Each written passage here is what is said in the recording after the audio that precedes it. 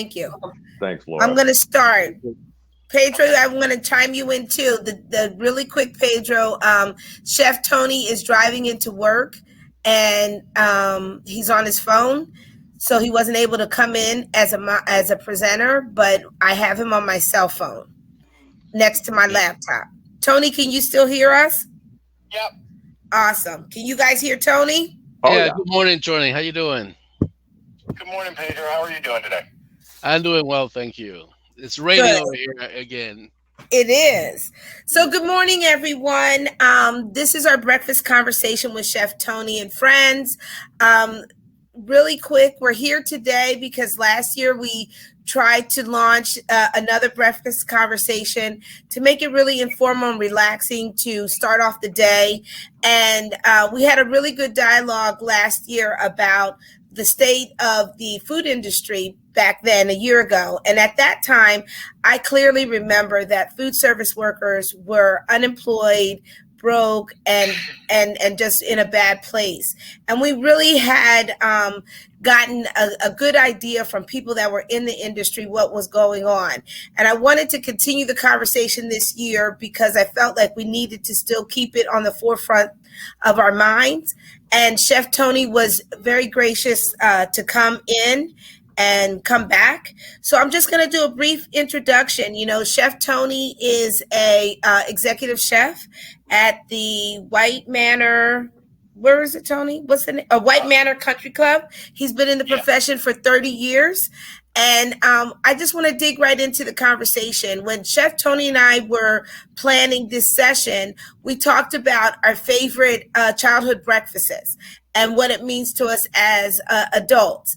And we had a similar breakfast staple. But Tony, I thought you could talk about what we talked about and share with everyone what's your favorite morning breakfast and why, and what you do now to make it kind of unique in terms of what you're eating. Camilla was surprised when I told her my favorite breakfast is like pancakes and scrapple. It's kind of an old-fashioned Oh, no, a Scrapple fan. thing I have that kind of brings me back to when I was with my dad having breakfast. That's what we had. But what do you do this time with your scrapple that I find unique, even though I live down the street from Reading Terminal?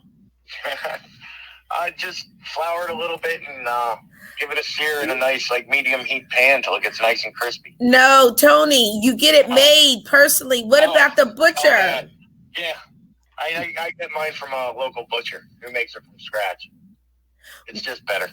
Exactly. And I was saying, in contrast, when I was growing up, I'm originally from Puerto Rico and my mom's people's from Pennsylvania. So when I came here as a child, I had to be I had to be integrated into Pennsylvania foods, and I didn't understand scrapple in the beginning, and so I ate it. Still don't. I've been a chef for 30 years. I don't understand it either, but it tastes good. Exactly. But what's so funny is pancakes and scrapple is a great staple for me. It's comforting, but I have gone to, when I go to Reading Terminal Market now, I buy turkey scrapple, and I do that as a conscious way of saying, well, I'm not eating completely pork. I'm eating turkey, feels better, but it doesn't taste as good as the real pork scrapple. And so my friends think I'm bougie to transfer from a pork scrapple to a turkey scrapple. So that's how I have evolved. But Yes, you are a little bushy there because oh, Pedro, I know. And so I don't. My view is, if you want scrapple, you get scrapple. Exactly. You know, if you want turkey, get turkey. They don't have to be the same. I know. So that's how I evolved. Cindy in the chat box, Tony, is asking, what is scrapple? Could you describe what scrapple is?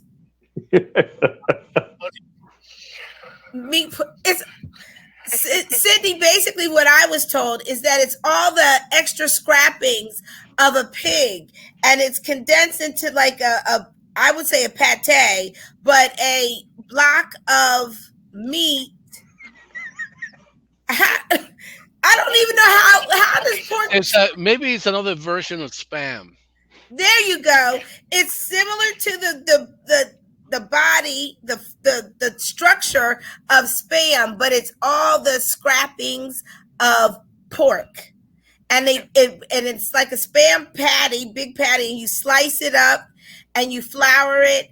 And actually, to me, there's an art of cooking scrapple, because you want it like crusty on the outside, but still medium soft on the inside, right? Yeah, Tony? mushy on the inside. From kosher. Oh my God. So Jessica says that she's a lifelong vegetarian from a kosher upbringing, and this sounds completely alien. Well, it would. Can I just say, Tony, this is Pat Clark. I'm the acting ED of the organization. It's a pleasure to have you here this morning. Carmina came up with this last year. I am doing well. I will say one thing from my perspective, having lived in our nation's capital, Washington, D.C., for a number of years, and having gone to the beach out there in Delaware many times. You drive past, I believe, the nation's foremost scrapple plant at one point. I don't think you can talk about scrapple without knowing about Delmarva. And all you need to know about Delmarva is that it's Delaware, Maryland, and Virginia. And ironically, it is not inclusive of Pennsylvania. So I never would have thought that Pennsylvania had scrapple, but clearly I am wrong. It's a Philadelphia staple food. Exactly. And so here's the other thing. So it's fascinating for me that Tony is getting scrapple, like he gets it made in Lancaster. But where I'm from in Montgomery County, the biggest plant for scrapple is Hatfield. So that's what we eat the most in Montgomery County, Hatfield scrapple. But then he was talking about when we go to the Reading terminal, he's absolutely right. They have Haberset scrapple there. So like if you're a food connoisseur, there's things that you could think about. Let me ask Tony for a second. Tony, is there a vegetarian version of scrapple? Not that I found that's that good. Well, there is some, but it's not that good. A lot of people have done stuff, and it kind of comes out real mealy. It doesn't have. The spices you can mimic throughout, but as far as the texture, it's real hard to get that in the vegetarian realm. There you go. Yeah, the reason I say that because I run into a friend of mine who has a food company here. He got a really, really amazing plant-based chorizo. It's a company out of California, and this stuff is like the real McCoy. I can't believe this stuff is so good.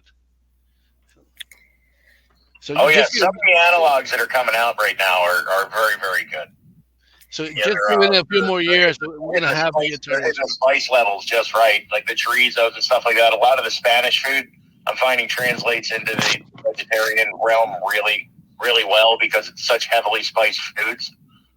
Right. And then so that will satisfy Jessica. If she wants And I just asked Cindy and Jessica what their favorite food was. And she said hers is really boring. Her favorite breakfast is a large latte with very little vanilla syrup.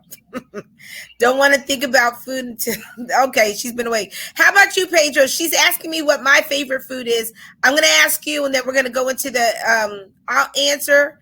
I'll ask Pedro, and then we'll go on to the conversation because I want to make sure we have time to talk about real stuff.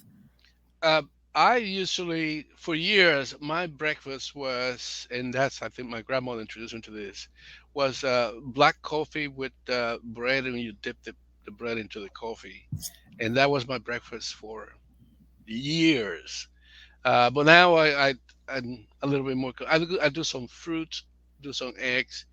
And then on weekends, I do like plantains, green plantains, boil, mash, with sauteed onions, eggs, Wow. and then maybe a couple of pieces of bacon or stuff like that. So great, thank you. So Jessica, my American favorite is definitely light and fluffy pancakes with scrapple. But I'm from Puerto Rico, and that's where I grew up, and that's my childhood. My favorite Puerto Rican breakfast is a cornmeal cereal called crema de maíz. And I always felt like I began to appreciate it when I got older because it takes time to make it really smooth and creamy. But basically, it's cornmeal with evaporated milk, cinnamon, and vanilla. And but it's a labor of love to serve it to someone, and I do it now as a really quick go-to comfort food. So crema de maíz for me on the Puerto Rican side. Tony, were you going to say something? No, it sounds good. And so, so Cindy said her favorite breakfast is a meatball omelet. I don't know what that is. Cindy, can we let Cindy? Cindy, can you click at the top of your thing to share audio? Do you have an option to share audio at the top? Because I can let you in. Do you see that? I want to hear where a see, yeah, that's what I'm asking her. She's not. Cindy, do you see something at the top of your box? Or could you put in the chat box, what does a meatball omelet look like or how you prepare it? Must be a dish from Erie, PA. Yeah. The border with Buffalo, something like that. All right, let's see if she answers. If not, we can move on or come back to her. So, Chef Tony, while we're trying to figure out how Cindy can participate, I really wanted okay, it's buffering. It's an omelet with meatballs and lots of sauce. Wow. Everybody has their own. That's what yes. As long as you can sit down, be happy, laugh with family, and eat your breakfast, it's a good breakfast. Exactly. So, Chef Tony, I really appreciate the fact that you have a perspective about the food industry that I think is really important for people to know about. So why don't you talk about where we are a year later in your industry and some of the issues that have come up regarding the impact of staffing, the mental health realities, obviously the minimum wage debate, because that came up last night, and just how people are juggling with the demands with smaller staff and just personal day-to-day things that come up. Could you share? Yeah, I mean, since the pandemic, well, even before the pandemic, staffing was hard, but since the pandemic, it's been impossible. Like we'll receive applications, but people won't come in for interviews. When they do come in, the salary they're demanding is excessively high. I mean, for entry-level cooks, I have people that are asking for over $70,000 a year, which is impossible to sustain. I wish I had the money to be able to do that. Believe me, I want to see every one of my cooks in a mansion. I want to see them not worry about financial woes. But the reality of it is that there's only so much money in the pot. And during the pandemic, the expectation has gotten so high that it's not sitting in a reality that can be effectively found. So the people that are there, the people that love the fields, me, my sous chefs, cooking is what we do. It's a factor of our life. And I thought, you gave a really good perspective about cooking being an art for you guys. Could you elaborate on that? Well, I mean, for us, it's our paintbrush and our canvas. It's how we see the world. It relates into what we cook and how we cook it and how we enjoy it. I mean, I can get lost doing a dinner for 30 people. Just, and I'm in my happy place for 4.5 hours doing it. It's a release. It's what we do. You can follow a recipe and look at everybody's plate afterwards, and every one of those plates is going to look different. It's our chance to kind of be ourselves and to let the artist inside of us out. So let's talk about a year later. You have staffing challenges, but the people that you work with, talk about the mental health challenges that incur by less staff, more demand, and possibly just unhappy staff. What about that? Well, I mean, it's getting to the point where we're not getting our time with our families. We're working insane amount of hours. It's turning a lot of us into monsters. Yeah. Where if something happens to somebody's family, we're still laying the expectation that you need to be in because we have nobody to fill that spot. We have no way to get that work done. Absolutely. And we're already so thin. We're working at 110, 120%. And then when you lose a factor within that, our mind doesn't go to the compassion and to the humanity of things. I mean, my mother had a stroke the other day. And while I'm waiting for the ambulance, I'm getting asked to come into work. Right. The person that did it's not a bad person. They're not a bad human being. But the situations that we face are creating those dialogues that I don't think any of us are proud of. That, it's things that we never thought any of us would say. Absolutely. Well, and it's funny that you bring up that because one of the things that I had talked about last night with the elected officials, instead of them just doing a stump speech and introduction speech, I asked them an emotional intelligence question because it's very important for our elected officials in my mind to be human beings and realize that they're serving human beings. And I asked them basically how they function amongst their staff and their team. And that's really important, the humanity issue. But where do we go with this? Because where do you think the food industry is going to be in 6 months because of these challenges? What's your forecast? I don't know. I truly hope it opens up because I know a lot of really good and really skilled cooks that were in the field that aren't in the field now, and I'd love to have them back. They were great people to work with, great minds. They thought of ways to do food that in 30 years I never comprehended, and now they're lost to the field. And I'm hoping we're able to get them back. A lot of it, that there's regulation that needs to be done on salary, so the people that are salary aren't taken advantage of to the point they are. In my field, a salaried person is still a heavy laborer. Right.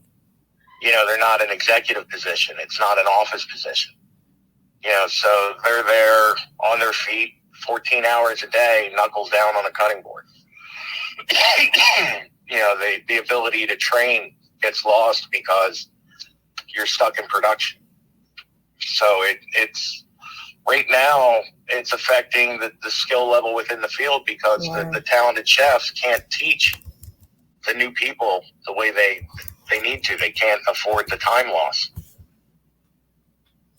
So and it's going to impact the field greater and greater and greater as it goes on. It's going to impact the meals we eat, the price we pay. It's going to go across the board, and it's going to create people that aren't happy with their workplace, that aren't happy doing the job that they love, and that's sad. Absolutely. And so that's my whole point. Like, I just think that the impact of the pandemic definitely brought out things that we took for granted and issues that are so prevalent, but it doesn't appear that there's a legislative remedy because now we're in election mode and, all elected officials just think about campaigning. How do we get legislators, in your opinion, to get back to the humanity issue of this important industry? Because I had talked to you about doing something after this conversation to keep raising awareness. What do you think we can do, or myself as an activist and an advocate, Keystone Progress, what can we do to support this industry? A lot of it comes down to awareness and kind of understanding what all goes into the dinner that you eat when you're out. Even down to the factory worker that's doing the production on the food that we buy. I firmly believe that everybody should have a wage that's livable. Right. But that's going to translate, into a higher cost, because you still have that factor within there where, sadly, the people that do less work make more money. Yeah. And, they're not the ones taking the pay cuts. They're not the ones taking any of that. And, a legislator needs to understand his constituency. He needs to understand that working class person is part of the people that he represents, and he needs to do his best to protect that person. That's what government was formed for. That they have to be the voice of everybody under them. Not just the ones that are beating their ear, but the ones that are taking on the stress, that are taking on the jobs, and they're doing it without saying anything. Tony, at one point we talked about that there are food service lobbyists and they do one job. What is another job that is in the food industry? Because what I'm concerned about is we have the typical lobbyists that do the unions, right? But what about the non-union people or the mom and pop places that are small, that have little local diners? What do we do? Because I think raising awareness is definitely my next step, right? We've got to figure out a way to continue the conversation. And I think I had asked you too, that if we had a town hall and had legislators come to us, but we need regular people too that talk about the impact, because, in one regard, people are saying we're just gonna have to live with the reality of the pandemic. But what does that look like in the food industry? I mean, prior to the pandemic, people were used to going to restaurants, right? Yeah. And going lively, but now it's altered. So shed light on the lobbying part of the industry, union side versus non-union side, and then the impact of the people having confidence in the food industry in itself. It's going to be hard. I mean, the food industry, when the pandemic hit, we were the first one to shut down. Right. And I knew people that were at best living paycheck to paycheck, that within a day were looked at straight in the eye and said, there's no job anymore.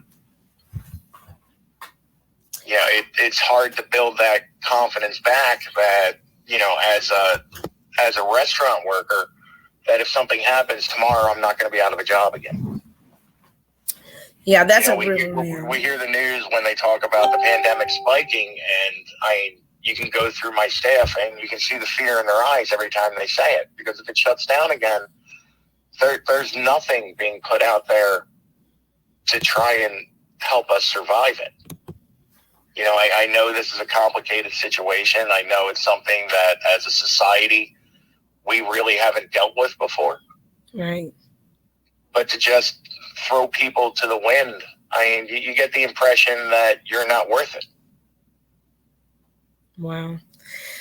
So Cindy, Jessica, Jenna, Pat, do you have any questions or thoughts or things you want to share to Tony? Jenna, do you have the option at the top of your screen to share audio? Okay, Jessica, do you want to come in, or do you want to chat your question?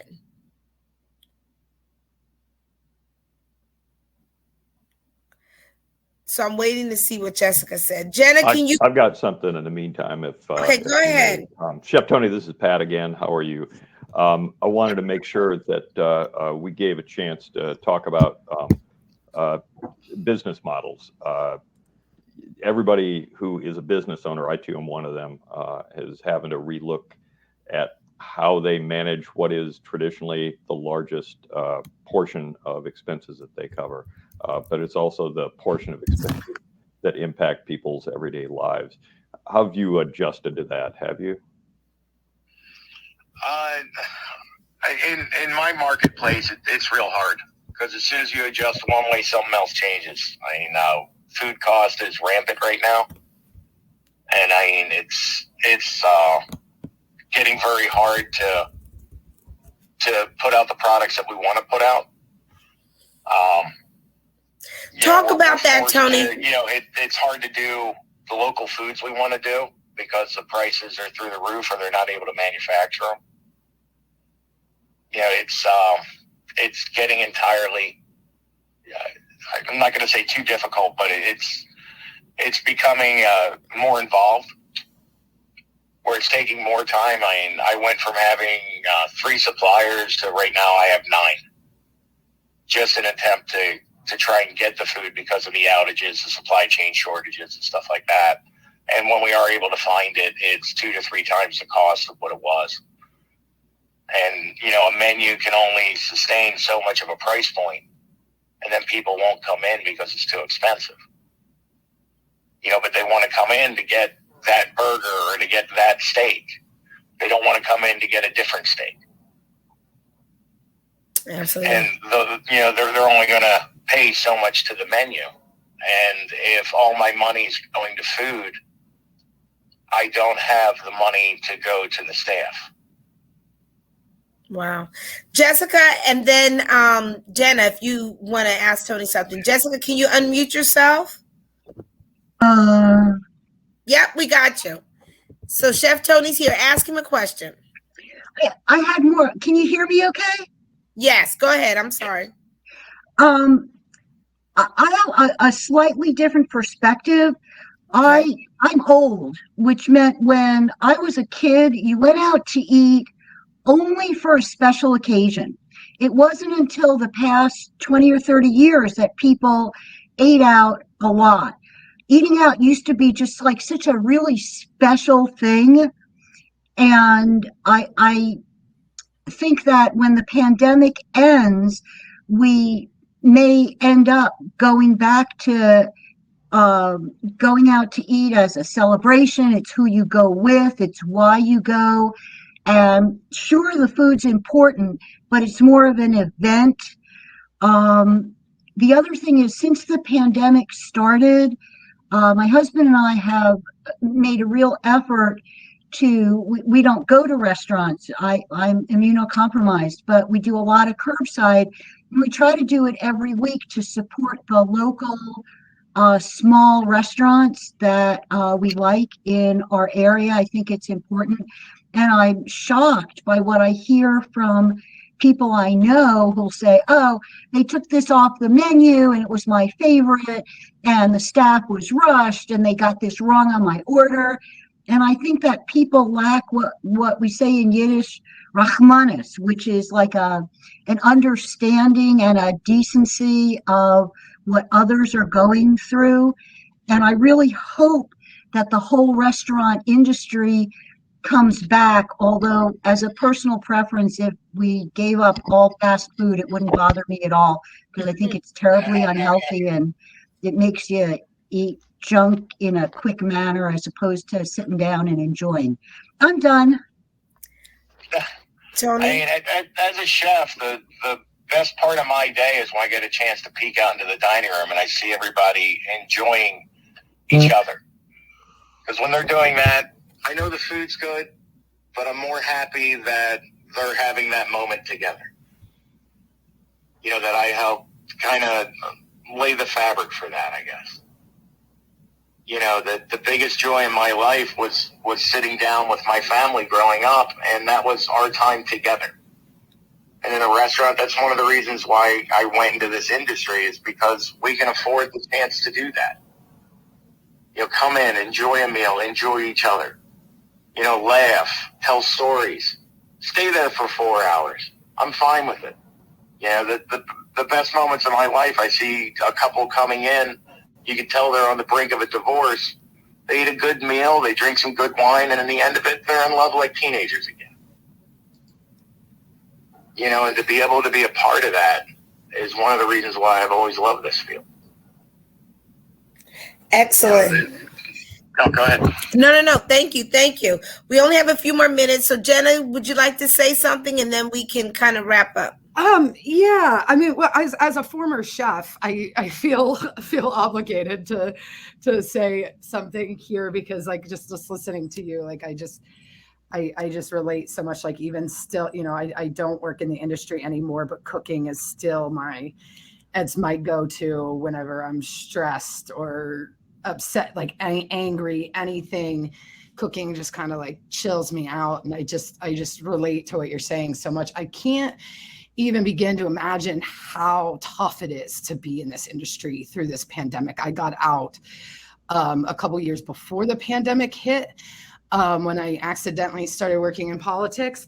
And I have to say, I have to say that, there's a lot of this industry gets such a bad rap, right? Like there's a lot of this like mentality of, it's just flipping burgers, or it's, it gets such a bad rap as like a low class, like you have to be unintelligent to do it. And that's just so not the case. I mean, the smartest people I've ever worked with, I worked with in kitchens, not in the Capitol building, and having the background as a chef has like actually suited me so much better for my job in politics than having a college degree, quite honestly, because I just understand things so much differently and understand how things will affect people. And I just having that perspective has just helped me immensely in life. So yeah, I just kind of wanted to add my 2 cents to the conversation. I'm very glad we were able to get you here.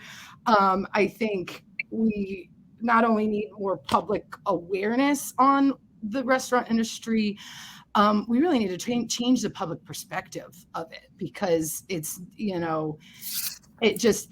irks me every single time I hear somebody complain about restaurant workers wanting a living wage. Restaurant workers are the hardest working people I've ever met. So thank you for that. My favorite interview at this point is when somebody comes in without experience and they tell me that their family says they're a good cook. And my response is, well, is your family 200 people that show up within a half an hour of each other and all want different things? Exactly. Yeah. It's anytime I hear somebody call it burger flipping, I want to say, okay, it's a football Saturday in State College, Pennsylvania.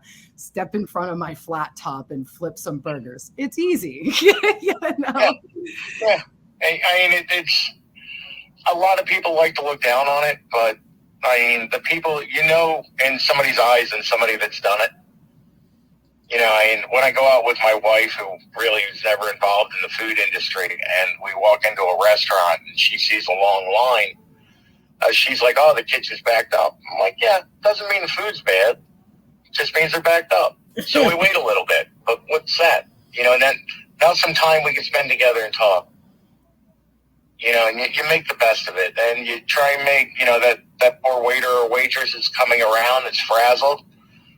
Couple words, make them laugh. I mean, they're human beings. They're there trying to make a living for them and their families. They don't need to have their day worse. Yeah, just smile. I'm the kind of guy, I've been known to go back in the kitchen and help them because they're getting slammed. And the one thing my wife's finally starting to learn after 10 years is that my home is in a kitchen. That's where my joy is found. And it doesn't matter what kitchen it is. And I'll come out and I'll have the biggest smile on my face. It's just, if you don't know, you don't know. And it's unfortunate when people don't know the joy of doing it and don't know the satisfaction of seeing 7,000 different ingredients and being able to pick out a dish that 5 people are going to enjoy. It's, to me, I wouldn't change their career for anything. And I really, really hope that we're able to get a lot of people back into the industry and a lot of people to appreciate the industry.